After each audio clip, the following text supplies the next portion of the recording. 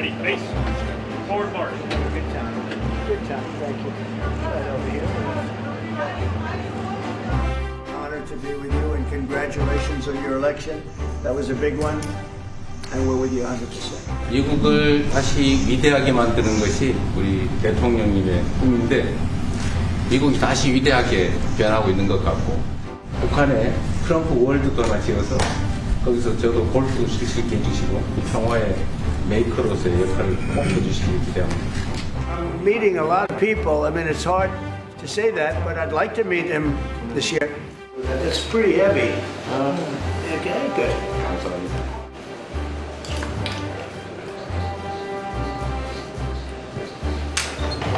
Is that your pen? 네, 가지고 있습니다. That's a nice pen. You want to take it with you? I'll grab that pen. Is this made by in your country? 대통령께서 하시는 그 아주 어려운 사인에 유용할 겁니다. And I have gifts for you. When before we leave, you have to remember. 조갑제닷컴의 조갑제 대표 나오셨습니다. 어서 오십시오. 예, 안녕하세요. 저희가 한미 정상회담 주요 장면을 좀 요약해서 보여드렸는데 한미 동맹의 가치라는 측면에서 첫 정상회담 굉장히 중요했습니다. 유심히 보셨을 것 같아요. 총평을 하시자면 어떻습니까? 이재명 대통령의 가장 큰 장점이 저분의 웃는 얼굴이거든요. 항상 유쾌하게 보이잖아요. 예. 그리고 그날 트럼프 대통령을 웃겼지 않습니까? 트럼프 대통령도 이재명 대통령을 웃겼고 예. 제가 그 표정을 가만히 보니까 물론 통역하니까 약간 시간 차이는 있는데 예. 이재명 대통령이 북한에 트럼프 월드 만들어가지고 나도 골프 좀 쳤으면 좋겠다. 그 장면에 트럼프 월드가 나오니까 웃더라고요. 그렇죠. 그리고 피스메이커, 페이스메이커 그 이야기 할 때도 예. 웃었고 그래서 굉장히 이재명 대통령의 큰 장점이 말을 정확하게 하고 짧게 하면서도 쉽게 해요. 그래서 또 아주 그 연출을 잘했습니다. 별로 언론에서 거론을 안 하던데 예. 이재명 대통령이 키가 작잖아요. 예. 트럼프 대통령에 비하면. 그렇죠. 근데 앉은 자리에서 보니까 키가 비슷하게 보이더라고. 예. 근데 이재명 대통령이 자리에서 조금 앞쪽으로 이렇게 당겨가지고 걸터 앉았습니다. 그리고 허리를 세웠죠. 그래가지고 열을 딱 했어요. 예. 그러니까 키가 맞춰졌어요. 그런데 그런 것까지 상당히 준비를 했다고 봅니다. 저는 말도 준비를 하고. 예. 그런데 저 회담 저렇게 화기애애하기 전에 트럼프 대통령의 SNS 혁명, 맞습니다. 수청이라는 단어가 올라왔는데 저는 좀 궁금한 것이 대통령에게 그런 정보를 어떻게 전달해 누가 어떻게 전달했을까? 이게 예.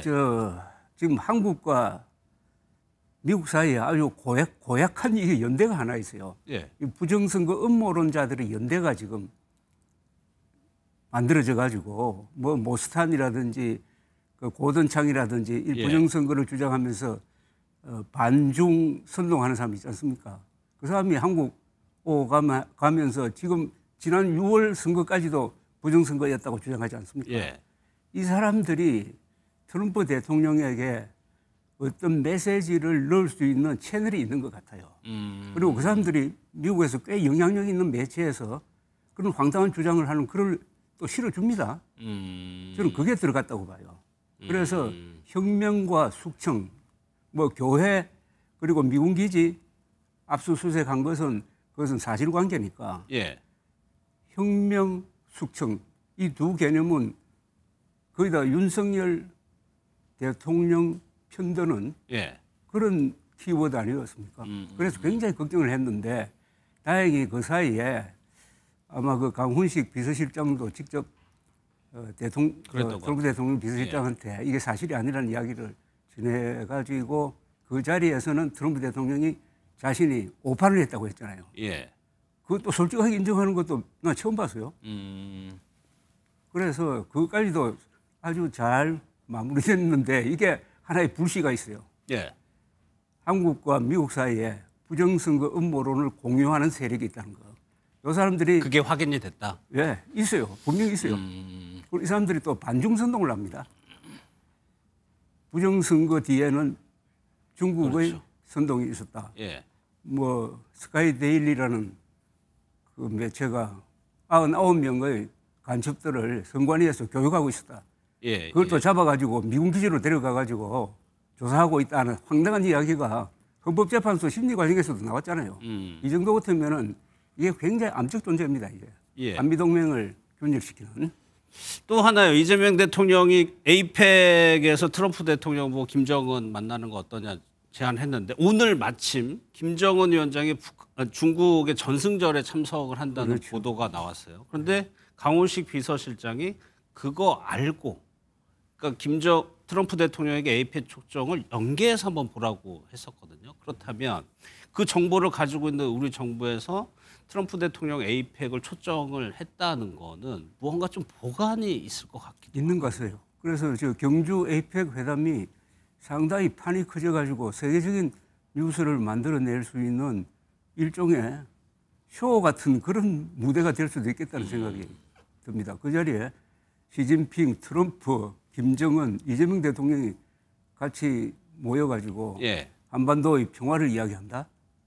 문제는 그런 쇼는 할 수 있지만은 과연 그게 실질적인 진전으로 나타나겠느냐. 그렇죠. 예. 그것은 북핵 문제 해결을 위한 기념비적인 뭐가 합의가 있어야 되거든요. 나는 그건 불가능하다고 봅니다. 아 불가능하다고요. 그러면 이재명 대통령이 얘기했던 페이스메이커론 예. 이거는 어떻게 평가하세요? 페이스메이커든 피스메이커든 그것은 레토릭 아니겠습니까? 예. 그래서 한미동맹 이번 정상회담 이런 것의 행사가 결국은 실질적인 두 가지 결과를 만들어내야 돼요.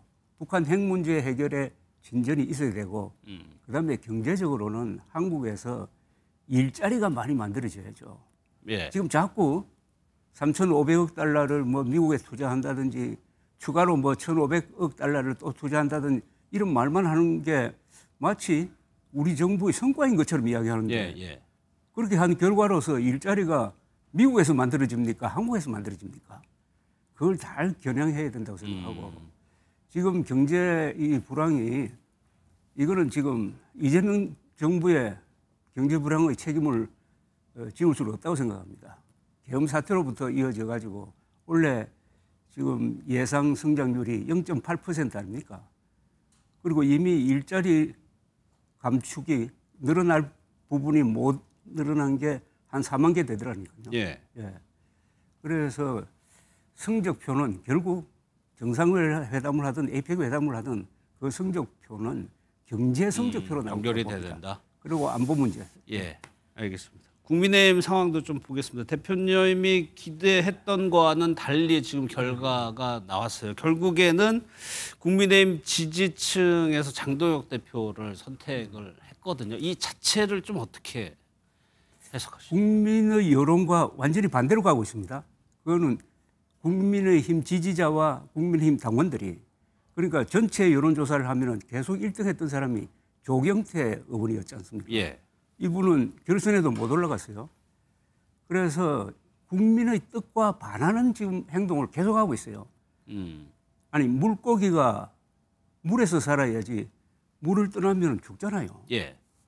그래서 저는 지금 국민의힘이 어떻게 보면은 정치적 사해 있죠. 이스라엘 가면 사해 있잖아요. 사해가 되어 있다고 봅니다. 사해. 사해는 짠물이 35%입니다. 소금이. 예. 보통 바다는 3.5%니까 10배나 농도가 짙으니까 거기는 생물이 못 살아요. 그래서 이런 국민의힘 풍토 안에서는 정당이 존재할 수가 없어요. 예. 지금은 국민의힘을 정당으로 봐야 될지 그냥 극우 단체로 봐야 될지 헷갈릴 정도입니다. 그럼 전당대회에서 일단 그거를 바꾸려는 시도를 실패했어요. 그렇다면 창당이 필요하다고 좀 생각을 하시는 것 지금 같아요. 크게 보면 이래요. 크게 예. 보면은 국민의힘은 이번 전당대회로서 보수라고 불릴 자격을 상실했습니다. 예. 극우입니다. 극우. 극우 플러스 컬트예요. 제가 컬트를 강조하는 것은 부정선거 음모론입니다. 부정선거 음모론은 광신이에요. 폭력 뭐 이런 거 주장하는 거는 그냥 극우라고 하더라도 예. 플러스 이 컬트적 요소가 끼어버리면은 이거는 일종의 종교단체와 같은 속성을 갖게 됩니다. 예. 그러니까 이런 지금 당 지도부를 만들어낸 것 아닙니까? 그게 그래도 김문수 후보 같으면은 과거의 전력이라든지 민주화 투쟁 뭐 이런 거 등등 합치면은 그분은 그래도 이야기가 통하는 사람 아닙니까? 이 장동혁과 연관된 또 전환길 이런 사람들은 말이 안 통하는 사람 아닙니까? 솔직하게 말하면은 이 말이 안 통하는 사람들 아닙니까? 그런데 그런 사람들이 그런 거구당이 세계 어느 나라는 있어요. 그러나 의석수가 보통 5% 10%입니다.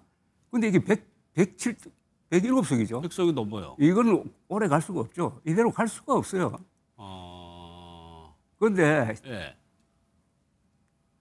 부정성 음모론을 제가 너무 좀 자주 주장을 하니까 또 그런 주장하느냐 하는 이야기를 할지 모르지만은 부정선거 음모론은 우리나라에서 공산주의 다음으로 우리나라 국민들을 분열시키고 다수 국민들을 멍청하게 만든 정신적 바이러스입니다.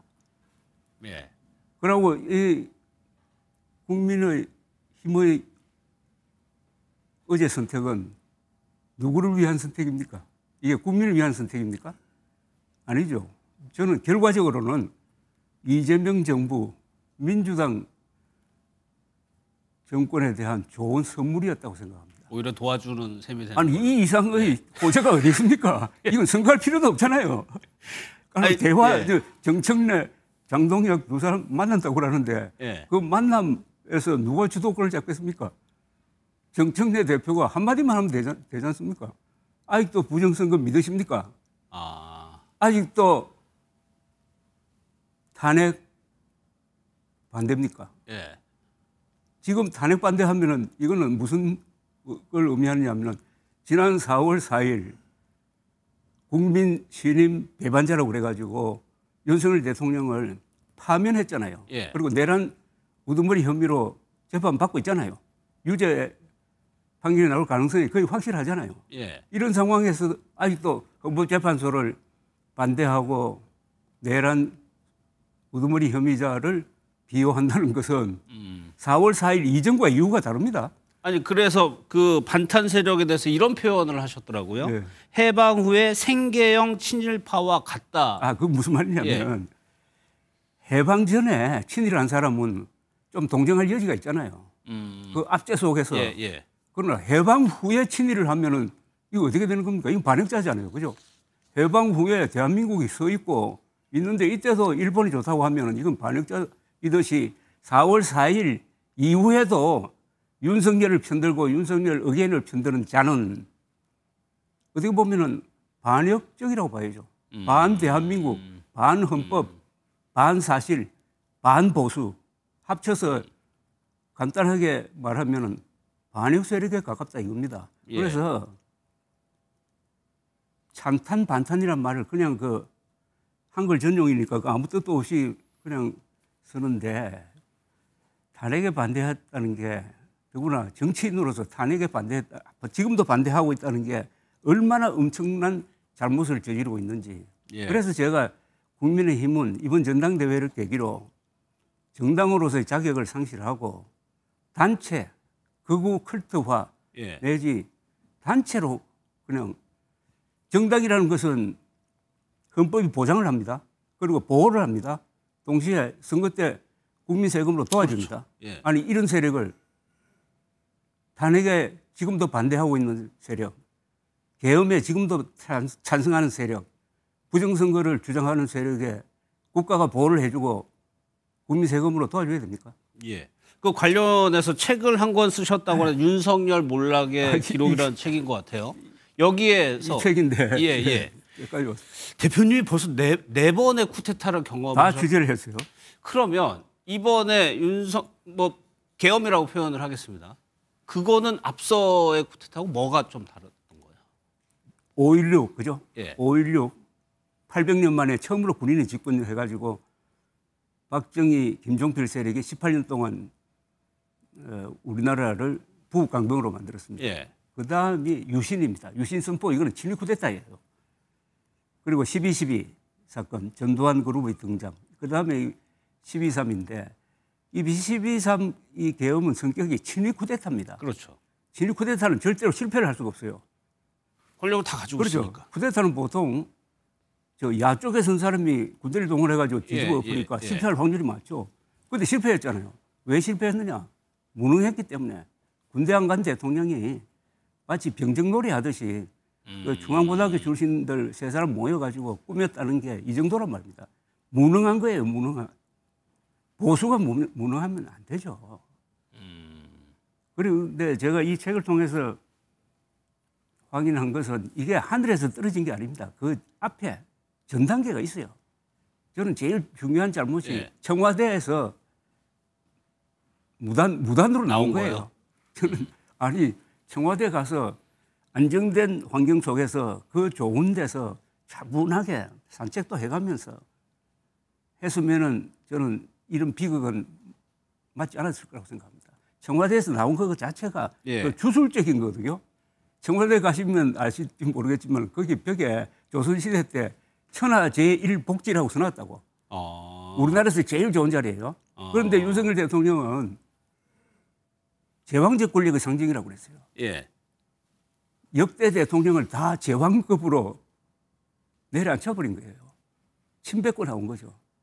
그래서 용산에 가서 관저와 진부실이 나눠졌지 않습니까? 예. 세계에서 이런 나라 없습니다. 군 특수권을 겸한 나라는 절대로 이렇게 나눠지면 안 됩니다. 한 자리에 있어야 돼요. 경호 때문에.